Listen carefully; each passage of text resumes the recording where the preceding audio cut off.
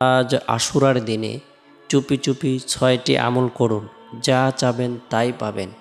60 বছরের গুনাহ মাফ হবে, গায়েবী সাহায্য আসবে, দোয়া কবুল হবে, আশা আকাঙ্ক্ষা পূরণ হবে। আশুরার দিন অত্যন্ত বরকতপূর্ণ একটি দিন, ফজিলতপূর্ণ একটি দিন, মাহাত্ম্যপূর্ণ একটি দিন, তাৎপর্যপূর্ণ একটি দিন। আশুরা শব্দের অর্থ হলো দশম, তাই মহরম মাসের 10 তারিখকে আশুরা বলা হয়। আশুরা দিবসের মর্যাদা ও ফজিলত ইসলামের পূর্বে থেকে স্বীকৃত হয়ে আসছে। পৃথিবীর ইতিহাসে অনেক ঐতিহাসিক ঘটনা এই দিনে সংঘটিত হয়েছে। বিশুদ্ধ বর্ণনা মতে পবিত্র আশুরার দিবসে আরাফার ময়দানে হজরত আদম আলাইসাল্লামের তওবা কবুল হয়েছিল। এই দিনে হজরত নূহ আলাইসাল্লামের নৌকা মহাপ্লাবন শেষে জুদি পাহাড়ে এসে আটকে যায়। এই দিনে হজরত মূসা আলাইসাল্লাম ও তার সম্প্রদায় বনি ইসরাইল ফেরাউনের জুলুম নির্যাতন থেকে মুক্তি পান এবং ফেরাউন সদল বলে পানিতে ডুবে ধ্বংস হয়। এছাড়াও অনেক ঐতিহাসিক ঘটনা এই দিনে সংঘটিত হয়েছে। ঈমান ও কুফুরের লড়াই হয়েছে, হক ও বাতিলের দ্বন্দ্ব সংঘাত হয়েছে। পরিণামে সর্বদাই আল্লাহ তাআলা হক ও হক্কানিয়তকে জয়ী করেছেন এবং বাতিল অপশক্তিকে পরাজিত করেছেন, ধ্বংস করে দিয়েছেন। আশুরার দিবসের মর্যাদা, আশুরা দিবসের ফজিলত তাৎপর্য আল্লাহ তাআলার কাছে অনেক বেশি। আশুরার দিবসে আল্লাহ পাক রব্বুল আলামিন বিশেষভাবে নবী রাসূলদেরকে সম্মানিত করেছেন। আল্লাহ তাআলা হজরত আদম আলাইসাল্লামের তওবা কবুল করেছেন আশুরার দিন। আল্লাহ পাক রব্বুল আলামিন হজরত ইদ্রিস আলাইসাল্লামকে উঁচু মাকাম প্রদান করেছেন আশুরার দিন। আল্লাহ তাআলা নূহ আলাইসাল্লাম এর জাহাজ জুদি পাহাড়ে এসে আটকে যায় আশুরার দিন। ইব্রাহিম আলাইসাল্লাম জন্মগ্রহণ করেন আশুরার দিন, তাকে খলিল হিসেবে গ্রহণ করা হয় আশুরার দিন। আগুন থেকে রক্ষা করা হয় আশুরার দিন। আল্লাহ তাআলা হজরত দাউদ আলাইসাল্লামের তওবা কবুল করেন আশুরার দিনে। ঈসা আলাইসাল্লামকে আল্লাহ তাআলা উঠিয়ে নেন আশুরার দিনে। হজরত মূসা আলাইসাল্লামকে আল্লাহ তাআলা সাগর থেকে রক্ষা করেন, ফেরাউনকে চুবিয়ে মারেন আশুরার দিন। ইউনুস আলাইসাল্লামকে আল্লাহ তাআলা মাছের পেটের অন্ধকার থেকে বের করেন আশুরার দিন। সুলাইমান আলাইসাল্লামকে আল্লাহ তাআলা রাজত্ব ফিরিয়ে দিয়েছেন আশুরার দিন। আশুরার দিনের গুরুত্বপূর্ণ আমল হলো আশুরার দিন নফল রোজা রাখা।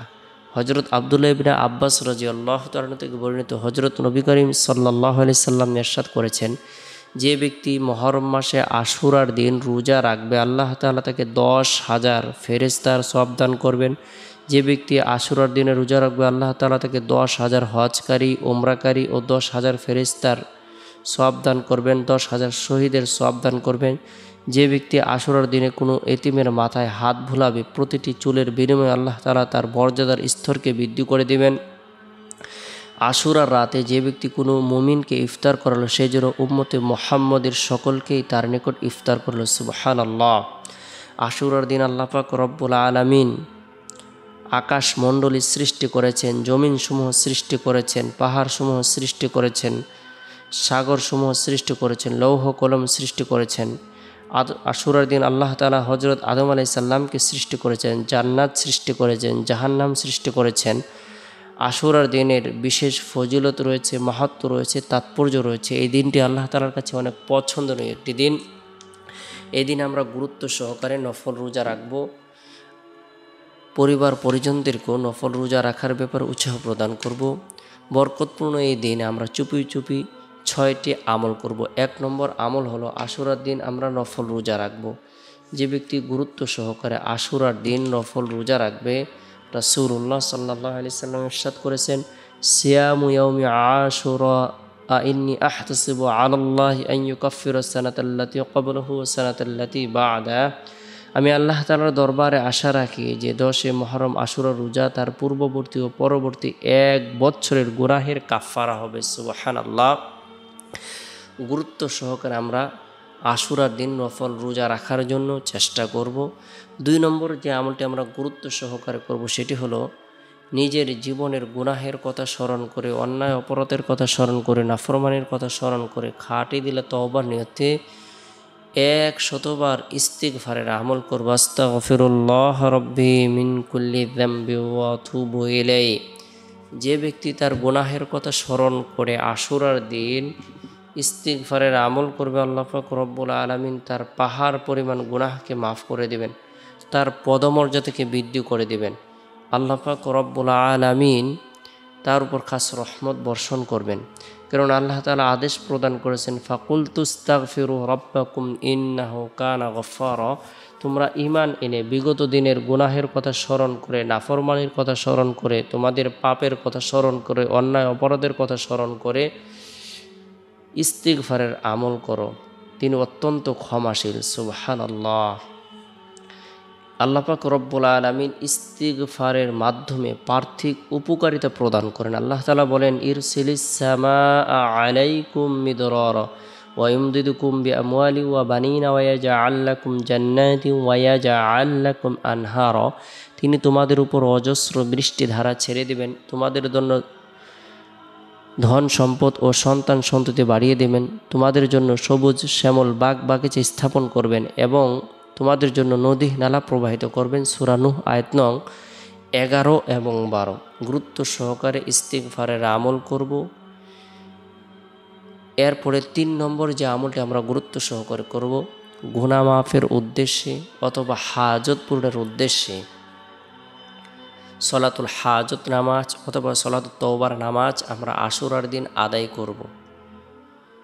যে ব্যক্তি গুরুত্ব সহকারে সলাতুল হাজত নামাজ অথবা তওবার নামাজ আদায় করবে, এরপর রব্বুল আলামিনের দরবারে রুনাজারি করবে, প্রার্থনা করবে, দোয়া করবে, আল্লাহ তাআলা তার দোয়াকে কবুল করবেন। কারণ আল্লাহ তাআলা বলেছেন, ওয়াস্তাঈনু বিস-সাবরি ওয়াস-সালাহ, তোমরা ধৈর্য এবং নামাজের মাধ্যমে সাহায্য প্রার্থনা করো, দোয়া করো। সুবহানাল্লাহ।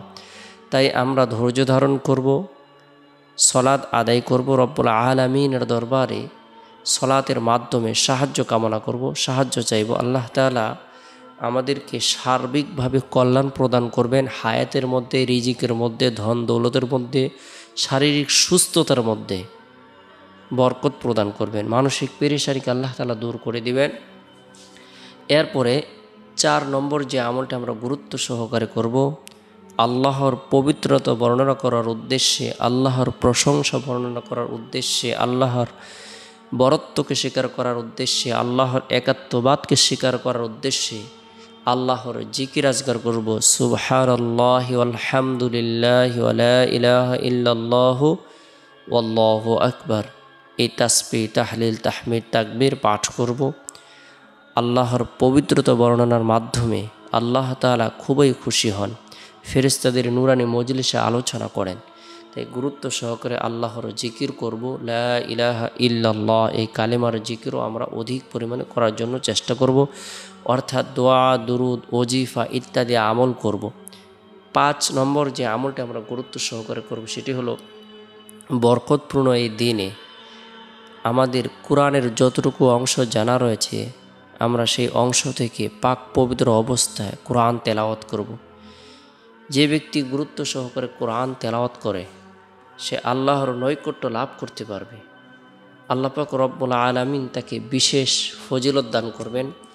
কোরআন এবং রোজা এই 2টি আমল বান্দার জন্য সুপারিশ করবে। সুবহানাল্লাহ। বরকতপূর্ণ এই দিনে যদি আমরা রোজা রাখি, এর পাশাপাশি যদি কোরআন তেলাওয়াত করি, এই 2টি আমল কাল কিয়ামতের দিন বান্দার পক্ষে সাক্ষী দেবে, আর আল্লাহ তাআলা তাদের সুপারিশকে গ্রহণ করবেন, কবুল করবেন। কোরআন তেলাওয়াতের মাধ্যমে বান্দা আল্লাহর খাস লোক হয়ে যায়, সে ফেরেশতাদের শ্রেণীভুক্ত হয়ে যায়। কোরআন তেলাওয়াতের মাধ্যমে আল্লাহ তাআলা তার পদমর্যাদাকে বৃদ্ধি করে দেন, আশেপাশে আল্লাহ তাআলা বরকতময় করে দেন। তাই কোরআন তেলাওয়াত করব। এরপরে 6 নম্বর যে আমলটি আমরা চুপি চুপি গুরুত্ব সহকারে করব সেটি হলো, পাক পবিত্র অবস্থায় নির্জনে বসে আমাদের যত ধরনের প্রয়োজন রয়েছে, হাজত রয়েছে, রব্বুল আলামিনের দরবারে বরকতপূর্ণ এই দিনে মোনাজাতের মধ্যে ব্যক্ত করব, দোয়া করব। হাজত পূরণের উদ্দেশ্যে বান্দা যখন রব্বুল আলামিনের দরবারে কাকুতি মিনতি করে রুনাজারি করবে, প্রার্থনা করবে, দোয়া করবে, আল্লাহ তাআলা তার দোয়াকে কবুল করবেন। কারণ আল্লাহ তাআলা বলেন, উদউনি আস্তাজিব লাকুম, তোমরা আমাকে ডাকো, আমি তোমাদের ডাকে সাড়া দেব। আল্লাহ